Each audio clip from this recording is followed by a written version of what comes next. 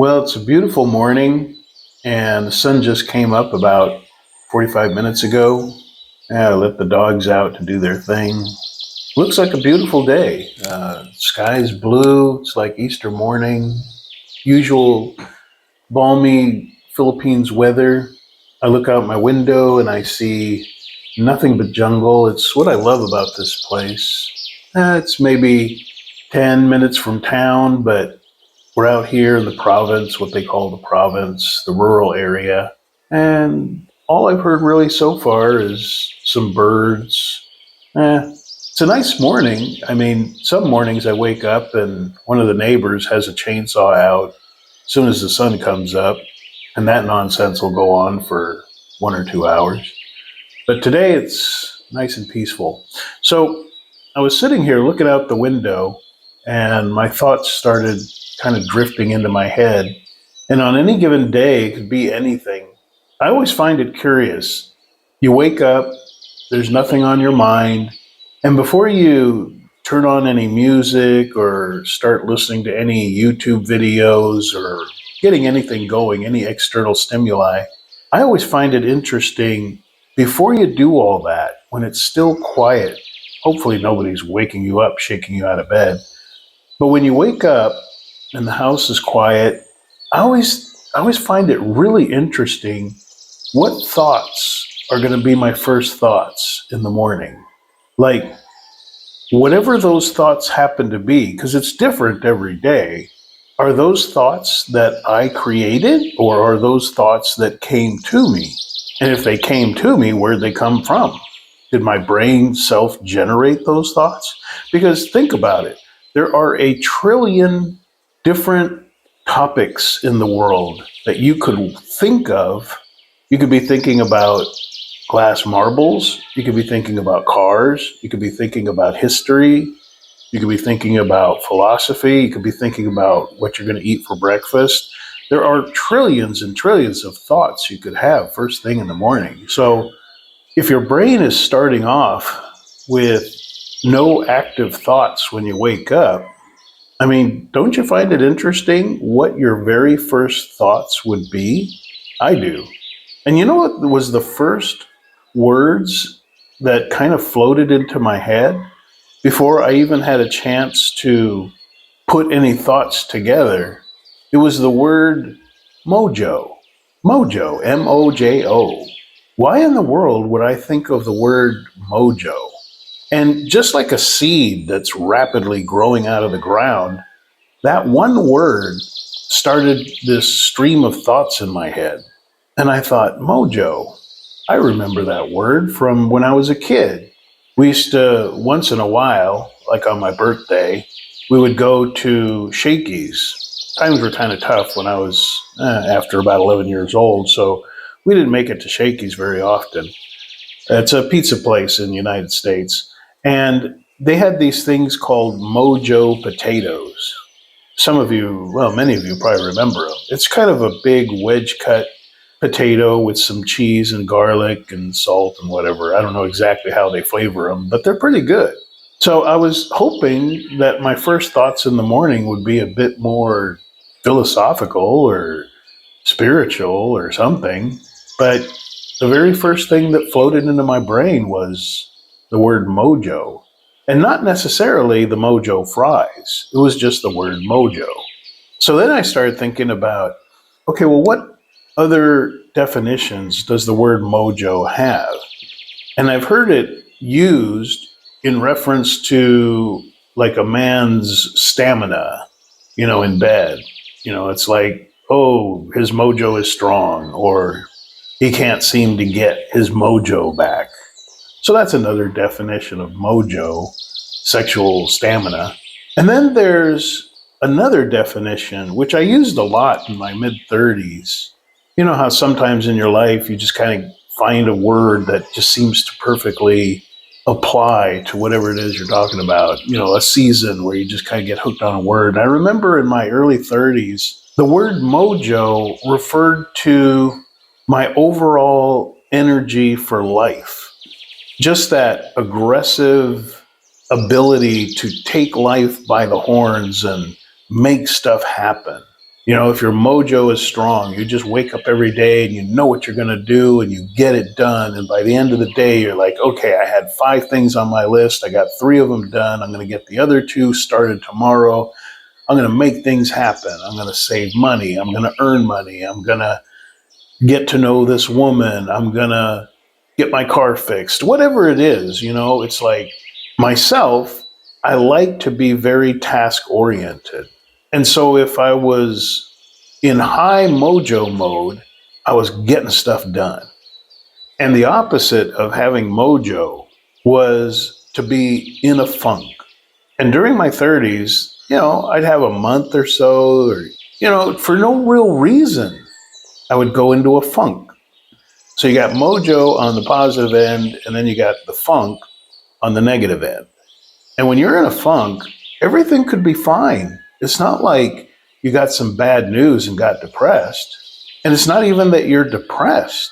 It's just you have no passion to set your hand to get anything done.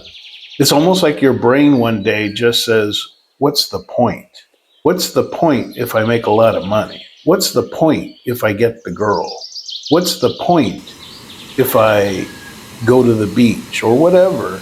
It's like a funk is like this dark cloud in the back of your head that says it's all pointless.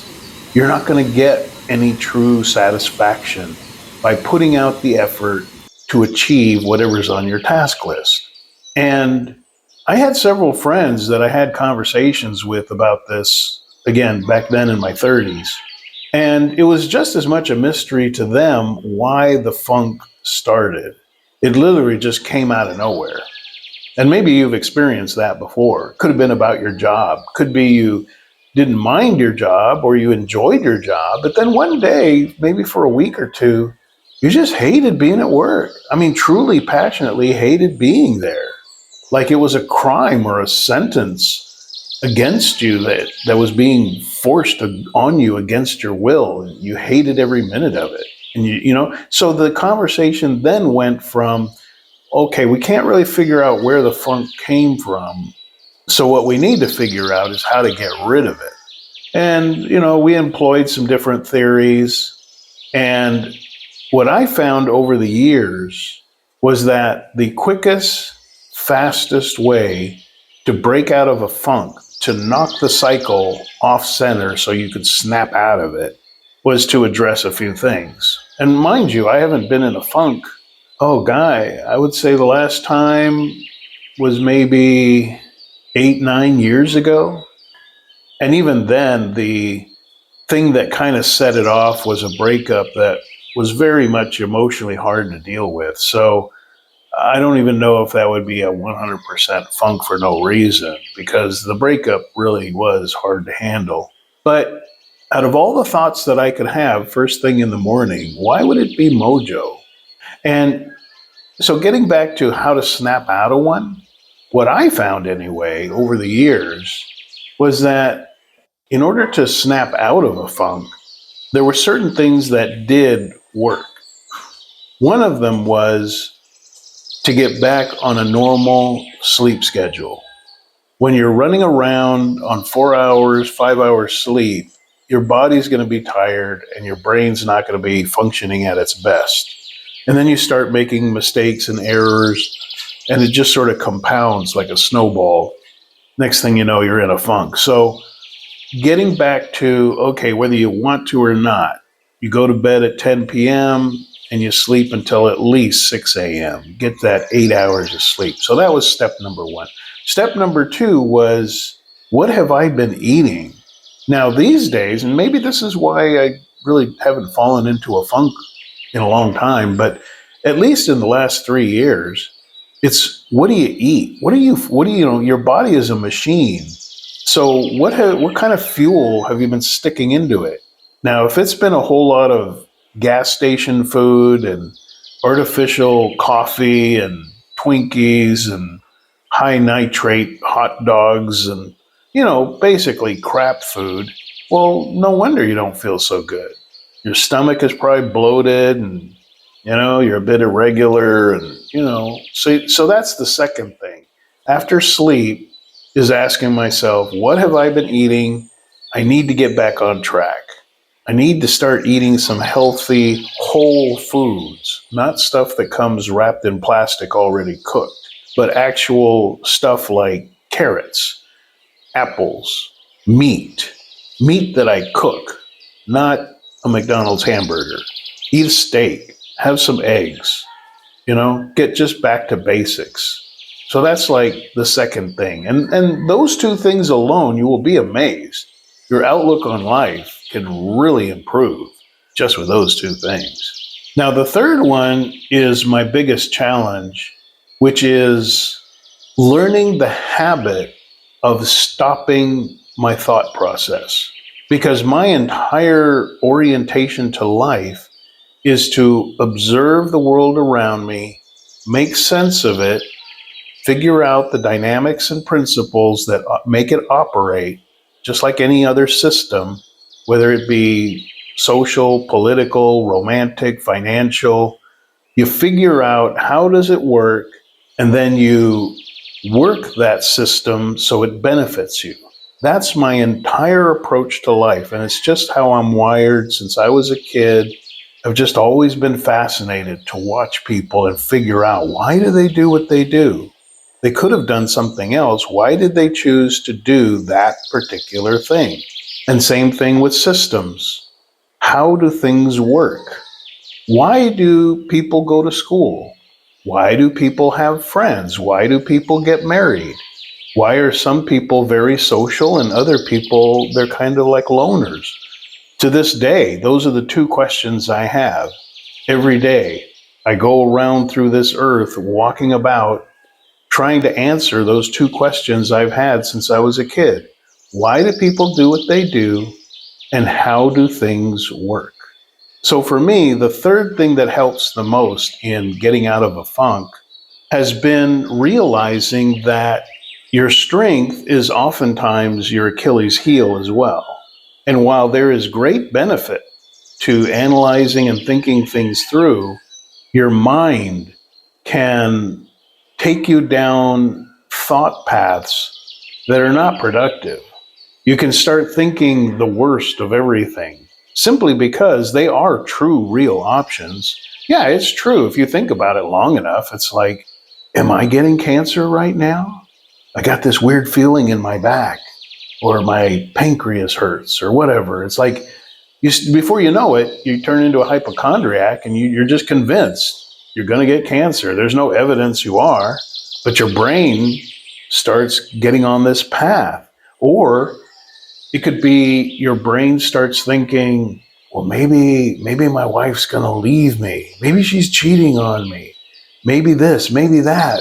And then your brain just starts putting on like a filter, like a special set of sunglasses, and now you suspect every little thing they do. So for me, I have found that it's been a helpful skill over the years to recognize if my thoughts are going like a runaway train into a canyon with no bridge, I need to stop that thought process. I need to purposely put effort into focusing my mind on something, anything else, to stop that thought process, because nothing good will come of it. It's all conjecture, it's all unfounded, it's negative. And I'm not saying don't have negative thoughts. You have to think about things like, is this a good time to cross the street right now? Is it safe? It's good to be apprehensive, but not to the point where you're starting to go into a funk because you're laser focused on one thing that could happen, but is highly unlikely to happen. So between the time that I opened my eyes and the first word that popped into my head was the word mojo. Why the word mojo? I have no idea. There are so many other words that could have popped into my head first thing in the morning. But by the time I let the dogs out and sat down here by the window to look outside, this is what went through my head. Is there a reason for it? Is it just the brain firing off random synapses and grabbing words at random? Is it some sort of clue or message beyond myself to help me today? I really have no idea. All I know is it's a beautiful morning. My brain still remembers how to get out of a funk if I were to ever get back into one, which, like I said, it's been about a decade, maybe almost a decade. I can't really remember the last time I got into a funk. The last time was somewhere in my late 30s, and I'm 62 now. So that's 3 decades of being on a positive track. So between that, the beautiful sky outside, and the fact that I'm going to make some really awesome coffee in a minute, a little coconut latte that I talked about earlier, I'd say this day's starting out pretty good.